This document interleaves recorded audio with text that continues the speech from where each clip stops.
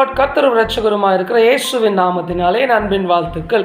இந்த காலை மன்னாவில் உங்களை நான் சந்திப்பதிலே மிக்க மகிழ்ச்சி அடைகிறேன். இன்றைக்குரிய வார்த்தை என்னவென்றால் நீதிமொழிகள் 3ஆம் அதிகாரம் 6ஆம் வசனம்.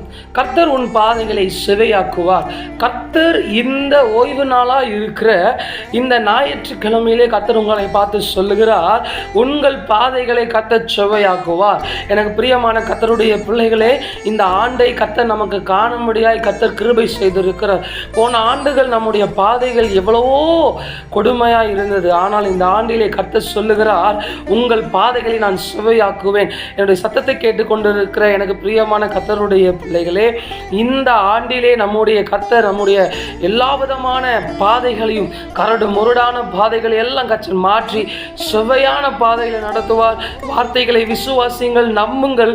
கர்த்தர் உங்களையும் உங்கள் குடும்பங்களையும் ஆசீர்வதிப்பார். உங்க பாதையில் அவர் நிற்பார். இயேசு உங்களை நடத்துவாராக. ஆமென். God bless you. இந்த வீடியோ உங்களுக்கு பிடிச்சிருந்தா லைக் பண்ணுங்க, ஷேர் பண்ணுங்க, கமெண்ட் பண்ணுங்க. மறக்காம நம்ம சேனலை சப்ஸ்கிரைப் பண்ணிக்கங்க.